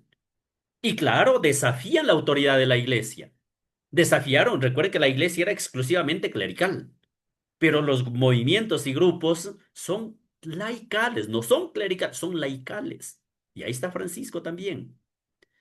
Y aquí ustedes ya clásicamente, ¿cuáles son los grupos de la época de Francisco? Y en esta época son los cátaros y los valdenses, que fueron reprimidos, por cierto. ¿Sí? Pero en ese ámbito da o surge la orden franciscana. Pero es con el afán de qué? De esto, hermanos y hermanas, que se dé una renovación laical. Hombres y mujeres laicos que asuman el rol de la predicación, de la caridad, de estar con el pueblo. Pero aquí en este ambiente también es donde se dan las herejías, se dan los conflictos, surgen nuevas espiritualidades. Y esto es importante, por favor, no perderlo de vista. ¿Cuáles son los grupos así, simplemente acá no para enumerarlos, pero sí para tener una idea un poquito más clara de esto a ver, quizá no se habla mucho, pero no quiero no quiero confundirme para la parte cristológica, no quiero confundirlos a ustedes, porque las herejías medievales fueron corrientes que fueron contra la religión oficial. Sí, y no solo a nivel espiritual, sino que eso hizo temblar a veces los cimientos de la iglesia, porque recuerden que la Edad Media fue una sociedad teocéntrica. Sí, el ser humano medieval no concebía el mundo, por ejemplo, sin la presencia de Dios. La religión estaba insertada en la vida cotidiana, lo que yo decía, tenía el control de todo. Y ahí es donde se dan todos esos movimientos. Sí, las principales herejías medievales, quizá hay algunos autores que ponen hasta listas y todo, pero en el mundo franciscano me refiero, no hermanitas y hermanos, no quiero decir el mundo franciscano es herético, cuidado, escucharanme bien. Pero cuando se estudia el franciscanismo primitivo, nos hemos quedado solo con los cátaros y los valdenses, a lo mucho los albigenses. Pero una de los movimientos muy fuertes de la época son los denominados arrianos. Claro, recuerda Arrio en cuanto a Cristo, pero en la época medieval los arrianos fueron unas de las primeras herejías. Es decir, recordemos brevísimamente que después de la muerte de Jesús empezaron a aparecer esas divergencias. El tema se fue a medida, conforme pasaron los siglos, concretamente hasta el siglo V, donde ya se da una diferencia ya entre católicos y arrianos, ¿sí? Y esas son las primeras divisiones. Los arrianos, a ver, para que si alguien no tiene muy claro esto, arrio, de ahí viene arrianismo. Arrio fue presbítero, fue un sacerdote de Alejandría, Egipto, del siglo tercero o cuarto, y su pensamiento se fue plasmando a nivel de Europa. Pero los grupos principales de ellos acogieron, por ejemplo, los germánicos, cruzaron todas las fronteras del Imperio Romano, sí, entre ellos los godos. O sea, entonces, pero ¿qué es lo que, a ver, para ir rápido, como dice, vaya al grano, profe, me dijeron una vez en el aula, la fe arriana se basaba principalmente en la creencia de que Cristo no había existido desde siempre y que había sido creado por Dios. ¿Sí? Ahí está la herejía de Arrio y que toma fuerza en los movimientos también en la época medieval. Entonces, Cristo no existe desde siempre, empieza a existir desde la encarnación, para utilizar una jerga ya actual. Antes no. Y dice, no fue, dice, no, fue creado por Dios. Claro, en la encarnación, y no quiero aquí confundirlos con la encarnación, ¿qué pasa? Es creado por Dios. Y al ser creado por Dios, por lo tanto, no existe, está la herejía. Y entonces, ¿qué viene el concilio? Por eso el concilio dice, engendrado y literalmente no creado, como profesamos hasta el día de hoy. Entonces, eso es uno, como les digo, de los movimientos que se da en esa época, heréticos. Otro también es Arnaldo de Brescia, se llama Arnaldo de Brescia, los arnaldistas. Es otro movimiento herético y esto ya es siglo XIII, pleno siglo XIII, que se da en las grandes ciudades, sobre todo en las escuelas catedralicias. Aquí vienen las primeras universidades, estamos hablando en el siglo XIII, donde que se seguía discutiendo, afirmando la autoridad papal sobre los poderes regionales. Entonces ellos predicaban, o sea, a pesar de Gregorio, el Papa Gregorio, contemplaba una purificación de las costumbres al interno de la iglesia, pero eso no fue suficiente. No fue suficiente. Entonces ahí es donde vienen estos predicadores, estos movimientos, para acentuar toda esta realidad, es decir, la parte política que no estaban de acuerdo. A ver, entonces, ¿qué pasa? O sea, la reforma gregoriana, para que me entiendan, de Gregorio octavo, tenía como objetivo devolverle a la iglesia los preceptos iniciales del cristianismo, es decir, la castidad y la pobreza. Sí, entonces era importante para ellos. Entonces, estos grupos, en cambio, estaban en contra de toda esta realidad. ¿Sí? Y los valdenses, que ya conocen, no me detengo mucho, otro grupo herético, los valdenses que hacían hincapié que hay como ser rico y cristiano al mismo tiempo. Sí, consideraban, por ejemplo, Pedro Baldo, de ahí viene valdenses, que es uno de los precursores del protestantismo que daba todo esto. Y ahí los cátaros, los albigenses, que son como digo, los más famosos, los grupos más ¿Quieres fuertes comer acá? de la época para la iglesia y para el movimiento franciscano también, que está en este ambiente donde nace, donde surge, etcétera, etcétera, que después fueron terriblemente perseguidos, incluso dieron muerte a algunos de ellos, pero que se dan dentro. Entonces, como les mencionaba, para volver al tema del PowerPoint, no se me pierdan, es importante tener en cuenta toda esta realidad de los grupos evangélicos, de esta reforma espiritual que buscaban nuevas espiritualidades, que buscaban una renovación laical, que buscaban que la iglesia vuelva a los orígenes, vuelva en definitiva al evangelio. Y es lo que buscan y piden con esta. En este contexto es donde viene esto, las órdenes mendicantes. ¿Sí? Aquí es donde viene el auge, ¿sí? La consolidación en pleno siglo XIII de las órdenes mendicantes. Entonces, ¿qué pasó ahí? Por ejemplo, los dominicos se especializaron en la predicación doctrinal, mientras que los franciscanos adoptaron la pobreza absoluta, es decir, la cercanía con los desposeídos. Hay un Pensé que alguien iba a preguntar, micrófono. no, alguien quiere usar el micrófono. Sor Blanca, tu Hermana micrófono. Blanca tiene prendido. Muy bien, no se preocupen. Entonces, les decía, en toda esta situación es donde vienen las órdenes mendicantes y es muy, muy bueno para la iglesia porque ahí lo que se privilegia es el servicio a los pobres, la cercanía que hablábamos con los desposeídos, la asistencia. La pobreza, volver al evangelio, volver a la raíz, volver a los orígenes, la itinerancia, es decir, no asentarse, no quedarse en un solo lugar, sino estar siempre en movimiento y sobre todo la predicación evangeliosa. La predicación que es, recuerden ustedes, esto lo dominan, la predicación no es solamente verbal, la predicación principalmente es con el testimonio. Sí, principalmente. Recuerden, Francisco dirá sineglosa. O sea, no tanto como el profe Daniel Castillo que habla. No, es menos palabras. ¿Sí? Es el tema del testimonio, el tema, como les digo, de la vida. Entonces, lo que buscan es eso, las órdenes medicantes lo que buscan es esto, la renovación espiritual. Y esto en respuesta a lo que pedía el pueblo, en respuesta a lo que vivía la sociedad. Y es lo que en el siglo III se plasma. Y aquí ya les decía, tanto franciscanos como dominicos promueven esa predicación itinerante. Esta es la belleza, o sea, ya no es en la catedral, no es en la parroquia, no es en es itinerante, es en las plazas, es en las misiones, es a nivel urbano y es a nivel rural. Se extienden, ¿sí? Y ahí van a predicar y van a vivir la pobreza evangélica en todo esto.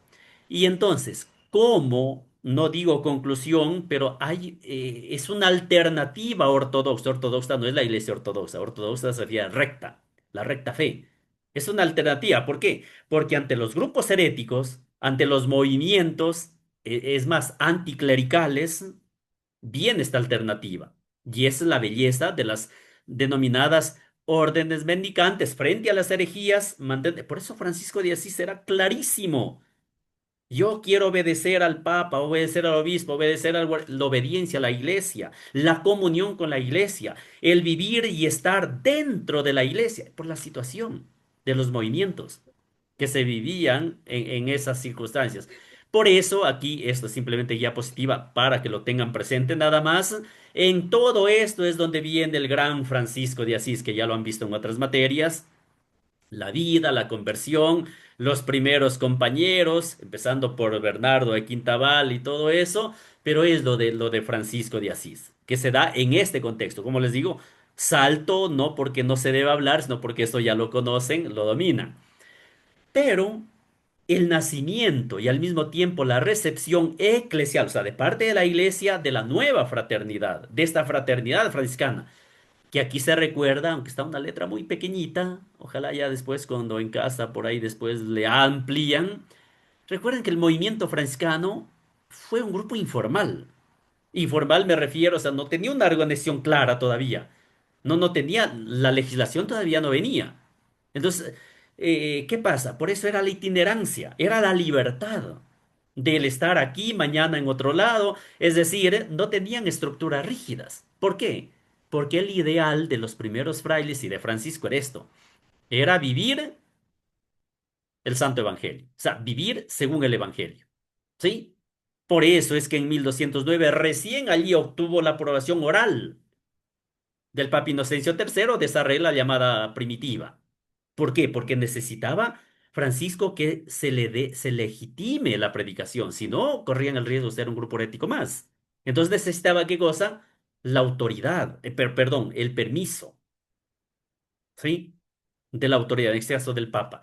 Entonces la fraternidad se caracterizó, como les mencionaba, por esa informalidad evangélica y el carisma, la libertad, hasta que llegue a 1223, donde será ya la parte oficial que menciona. Entonces se dan cuenta, es el recorrido que se realiza. Y ya con la aprobación oral, con esa estructura informal, se llega a 1223 con la formalización de parte de Honorio III, y ahí es donde viene la expansión hacia Europa. ¿Sí? ¿Estamos allí? ¿Se entiende esto? Por eso, Sí, estos son importantes todo esto. Está nada más así muy resumidamente. La aprobación papal es la clave para la expansión del movimiento franciscano, ¿sí?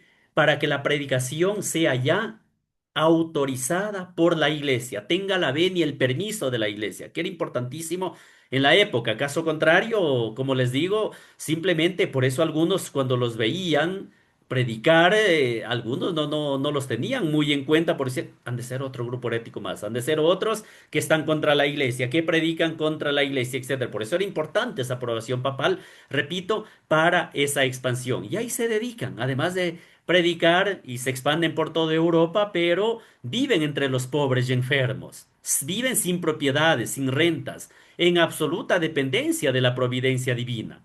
¿Sí? Ese es el movimiento franciscano. Por eso también no hay que olvidar, esto simplemente está como una pincelada. Aquí es donde se desarrollan las ramas franciscanas. ¿Sí? Y ya viene Santa Clara de Asís.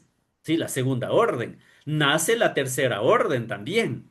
Entonces, las distintas ramificaciones a partir de la vida y el carisma franciscano, pero conforme va creciendo la orden, va creciendo el movimiento franciscano, también hay tensiones internas. Así como va evolucionando, también hay tensiones internas. Sí, porque algunos defendían la pobreza absoluta, como los espirituales, mientras que otros promovían una adaptación institucional, como lo hacían los conventuales. Entonces estas tensiones eran normales. Y recuerden, a ver, ¿por qué le estoy diciendo todo esto? Porque se necesitaba legislar.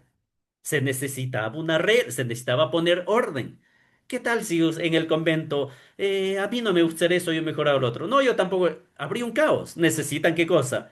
Un horario de oración, de comida, de trabajo. Esa es a eso viene la regla. Por eso, aquí con esto se dan cuenta ya, miren aquí, acá ya es la última, ya estoy aquí en la 15, son 16. Yo les dije que respeto los tiempos. A ver, por eso, para cerrar esta unidad uno brevísimamente en todo este contexto, la importancia de las reglas, tal plural, porque se trata de la bulada y la no bulada, ¿sí? En la consolidación del carisma franciscano, ¿sí? Porque las reglas que son la expresión del carisma, ¿sí? Es la expresión del carisma. La regla bulada y la institucionalidad es lo que la iglesia realmente normaliza, o mejor dicho, aprueba el carisma y la estructura franciscana. Y desde allí va a haber un progreso histórico, también un progreso teológico, ¿sí? Y ese proceso también se va a consolidar a nivel histórico. Estamos allí, entonces eso es muy, muy importante tenerlo en cuenta. Sí, aunque aquí ya les coloco gracias, pero todavía voy a hablar un poquito más, que me quedan unos minutitos para darles más indicaciones de esta realidad. ¿Sí? ¿Estamos hasta aquí? ¿Se entendió? ¿Tienen alguna pregunta de pronto, algún comentario de esto? Pero es importante. Ya desde el próximo encuentro conmigo nos adentramos literalmente ya a los textos legislativos. Los Me escucho. gustó para tener, ¿cierto?, dónde se inicia toda esta maravillosa historia de Francisco y lo que nosotros vamos siguiendo. Muy interesante. Gracias. Ya, bueno. Profesor, disculpe, ¿podría un poquito aclararme sobre Arnaldo de Brecha? Arnaldo, ya, Arnaldo de Brescia, en los movimientos heréticos. Sí, de los movimientos heréticos. Gracias. Ya, muy bien. A ver, a qué se dedica? Para ir directo a la respuesta. El, a ver, estamos en el siglo XIII, obviamente, para contextualizarlo, en las tensiones de la Iglesia-Estado, principalmente. Ahí hay que tener en cuenta que yo les hablaba de esas reformas eclesiásticas de San Gregorio, el gregoriano se llama. A ver, ¿cuáles eran las reformas que combatía quiso combatir? De hecho, la combatió el Papa Gregorio. Estas reformas era combatir la simonía, era combatir el concubinato clerical y reafirmar la autoridad del Papa. Siempre serán esas líneas. En ese contexto de la expansión urbana, burguesa, que hay nuevas formas de religiosidad laica. Aquí es donde vienen los movimientos críticos. Sí, entonces por eso le hablo así, hermanita y hermanas y hermanos. Aquí es donde Arnaldo de Brescia ya ahí está, San Francisco de Asís, en este caso Brescia, en Italia, que él nació en el año 1100, ¿sí? Y murió, de hecho, ejecutado en 1155. pero él fue formado, fue influenciado por el racionalismo y la crítica eclesiástica, o sea, fue formado muy bien a nivel de ciencia. Y él se convirtió en un reformador radical que, a ver, ¿cuál es el tema? ¿Qué predicaba Arnaldo? Porque si no, aquí hablo mucho y no digo nada. Él predicaba que la iglesia tiene que ser pobre. Así, sus tesis principales era que la iglesia tiene que ser pobre. ¿Y qué significa que sea pobre? Sin propiedades y sin poder temporal. ¿Sí? Y por eso fue excomulgado y condenado por el Papa Eugenio III. Posteriormente fue ejecutado por orden del emperador Federico Barbarroja, que es dentro de la historia franciscana es muy conocido. Entonces, a ver, lo que Arnaldo predicaba era el rechazo del poder temporal del clero, del papa. Criticó a obispos, al mismo papa. ¿Por qué? Porque ejercían funciones políticas, tenían propiedades, y él decía, y se olvidan del pueblo, se olvidan de la parte espiritual, que es su propósito. Y entonces, ¿él qué propone? Arnaldo de Brescia, que la iglesia renuncia a toda riqueza y a su dominio feudal. Esto predicaba, y claro, y eso chocaba. Entonces, lo que pedía era que se vuelva al cristianismo primitivo, que la iglesia vuelva a los orígenes, que vuelva a una vida apostólica, pobre, sencilla, que los clérigos, dice, solo los clérigos que estén en estado de gracia, que ejerzan válidamente los sacramentos. Sí, por eso después vendrá la doctrina. Claro que yo le estoy a veces, de ahí salto a lo actual, pero la teología conforme va avanzando, por eso desarrolló que los sacramentos, la gracia, y es la teología hasta el día de hoy, no depende del estado del ministro. Puede ser el más acérrimo pecador, pero confiere válida, lícitamente un sacramento, porque es la gracia de Dios, no es la vida del presbítero, del sacerdote. Pero bueno, vuelvo al siglo XIII, vuelvo a Arnaldo. Buena pregunta que me hizo, y ahí sí me espero que no me complique con la vida con esto, me refiero yo para responder. Entonces eso pedía Arnaldo, volver al cristianismo, que el clero, o sea, los ministros de Dios, realmente estén en la gracia de Dios para que los sacramentos reflejen eso. ¿Sí? Y a nivel político, porque recuerden que era el feudal, burguesía, él apoyaba al republicanismo, o sea, las repúblicas, ¿sí? Es decir, como líder del movimiento comunal romano, intentaba, a ver, cuando habla de la república es restaurar la antigua república romana. ¿Para qué? Porque que se niegue el poder político del Papa y que vuelva el poder a la república, o sea, a las autoridades, al Senado, ¿sí? Entonces, para resumirle, quería una iglesia espiritual, ¿sí? No una iglesia institucional de poderes temporales. Entonces, es por eso que Arnaldo de Brescia, yo le decía, no se lo habla mucho como los otros movimientos, pero él podríamos decir que anticipó en siglos más tarde lo que después tomarán los valdenses. Es más, lo que tomarán los franciscanos espirituales. Y luego el protestantismo con Wycliffe y Hus, principalmente. ¿Sí? Arnaldo, hay una máxima, no, aquí quise ponerle, no me salió en Google, pero ojalá no me, pero así, más o menos parafraseándolo de él, él decía que el clero debe renunciar al oro y la plata y volver a la pureza del evangelio, como un gran resumen de eso. Es, querida hermana y hermanos, Muchas gracias, profesora. con gusto. Muy bien. A ver, hermana Tania.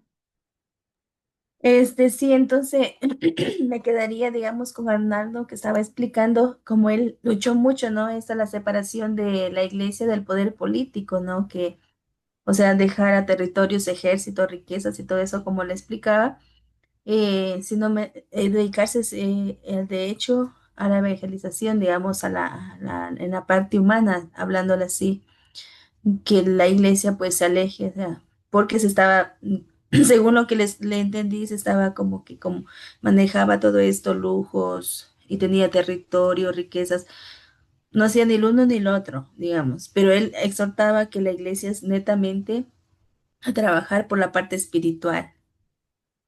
Correcto. Ah, Exactamente. listo. Sí, sí, es correcto. Por eso es que, si bien es cierto, él fue ejecutado, el movimiento fue, algunos llaman hasta exterminado, pero esas ideas, las ideas de él, realmente sobrevivieron, Y son las ideas que influenciaron a Martín Lutero siglos después, o a toda la reforma protestante.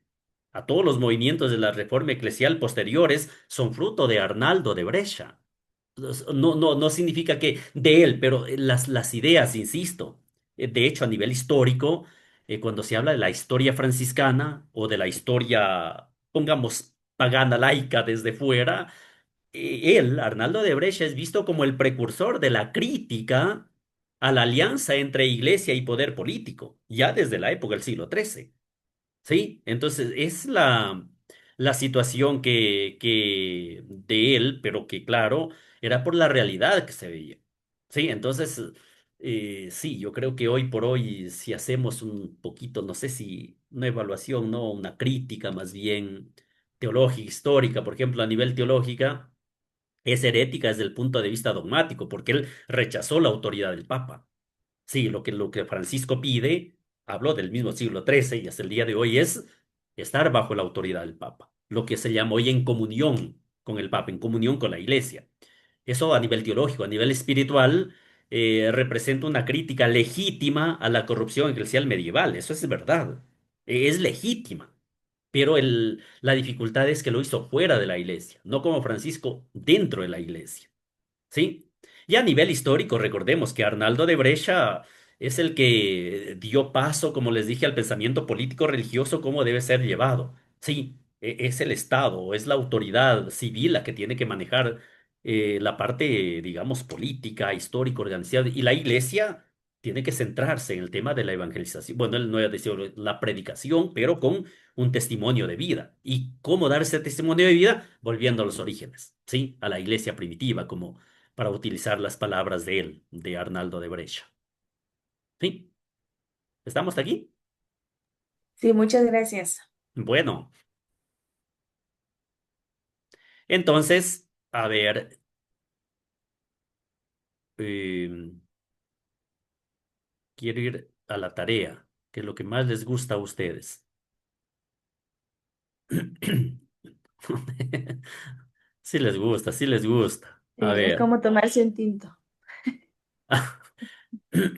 En la misma plataforma, en la unidad uno está ya especificado y simplemente para indicarles, les pido, ¿dónde está? Aquí está. Voy a abrir, debe estar allí. Aquí están, aquí donde dice unidad uno, configuración es lo que hemos visto, lo que hemos visto en este parágrafo hoy, pero aquí está escrito, o sea, como documento. Y en base a eso está, aquí les he colocado la tarea, puede ser grupal o individual. Aquí es con toda libertad. A veces hay hermanas que viven en el mismo monasterio o están en la misma ciudad o algo. ¿Se visualiza el tema de la tarea? ¿O sigo compartiendo la plataforma? Sí, sí se visualiza.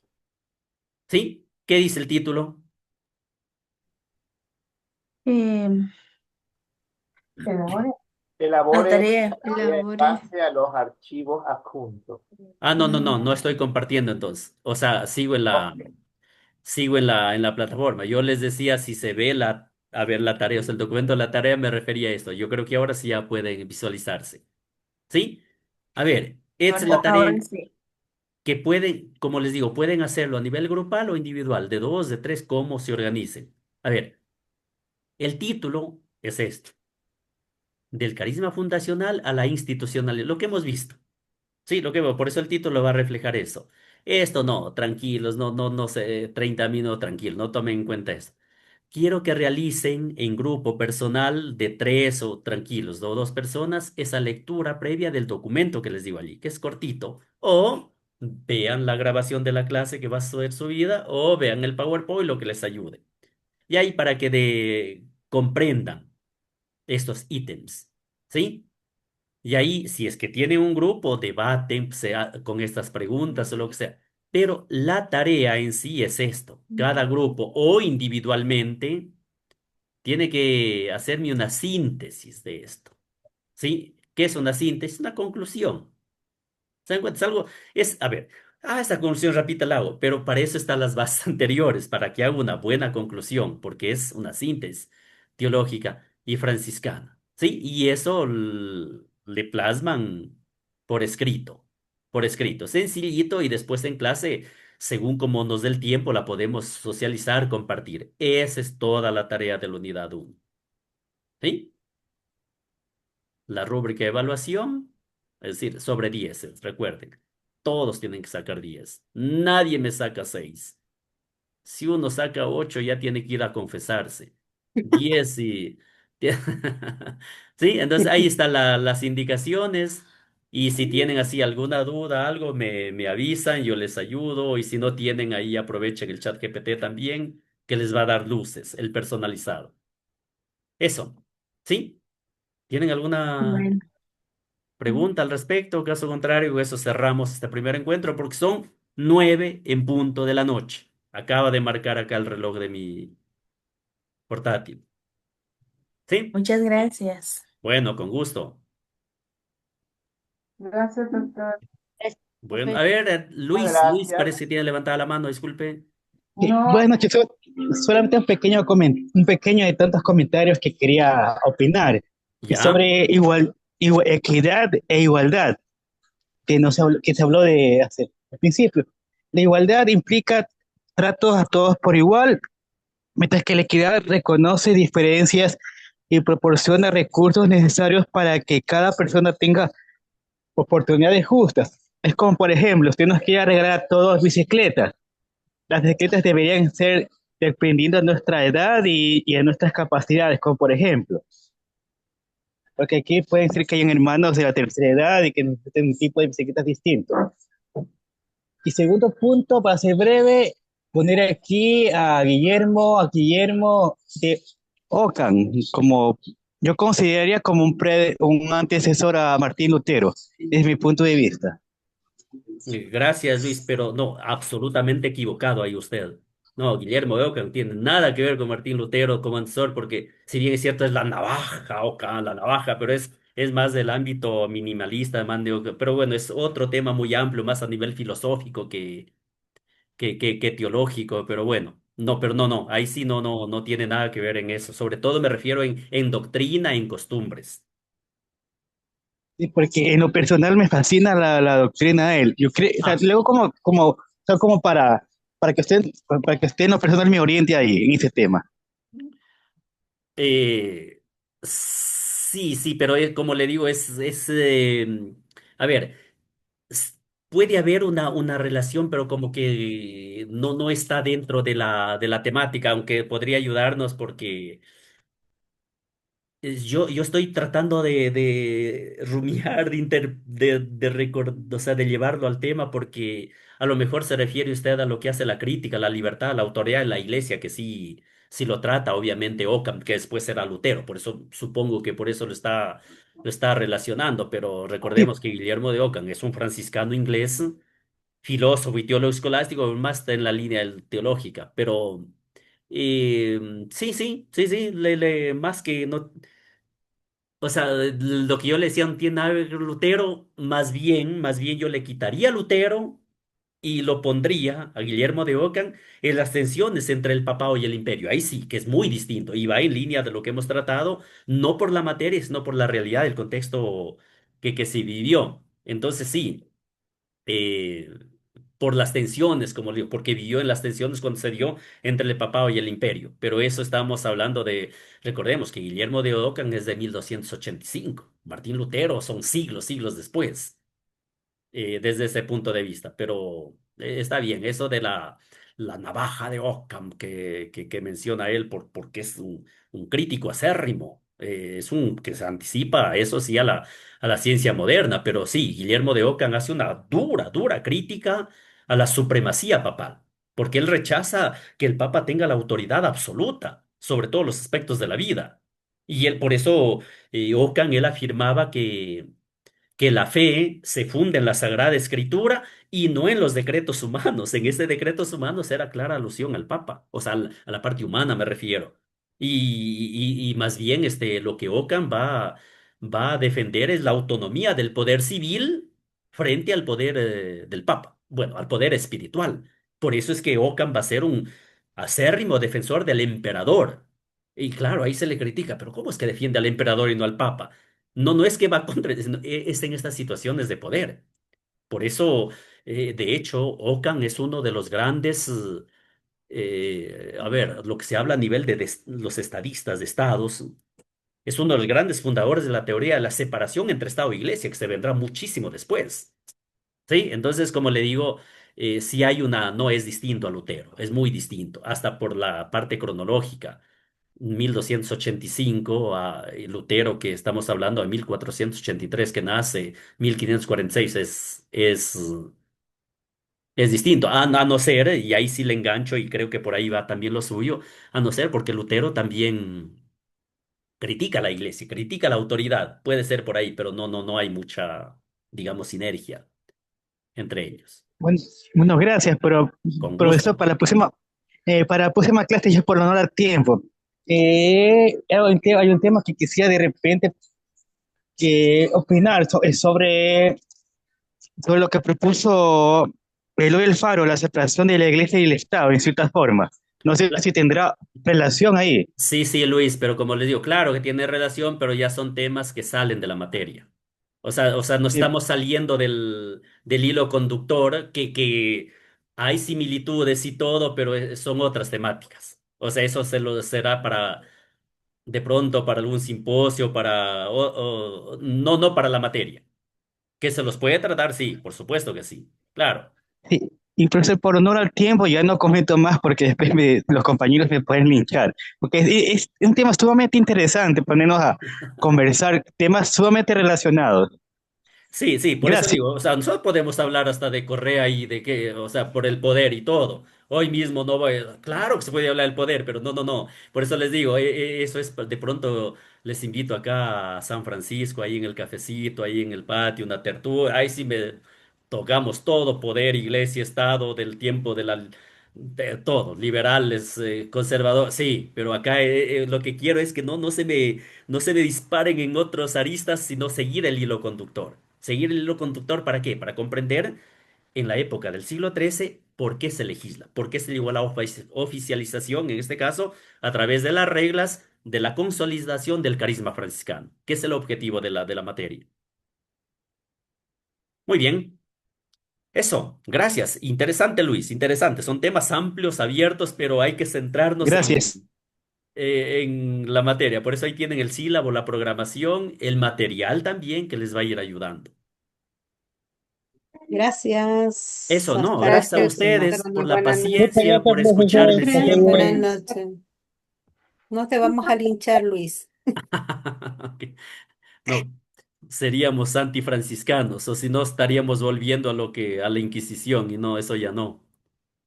Si no, imagínense cuántas hogueras se harían en las plazas y todo. No. Después, bueno. Ya, hermanitas y hermanitos, entonces les espero de hoy en 8, por favor. Gracias, una Pasen buena bien, noche. Gracias bendiciones. a todos. Gracias. Chao a todos. Muy bien. Gracias. Gracias.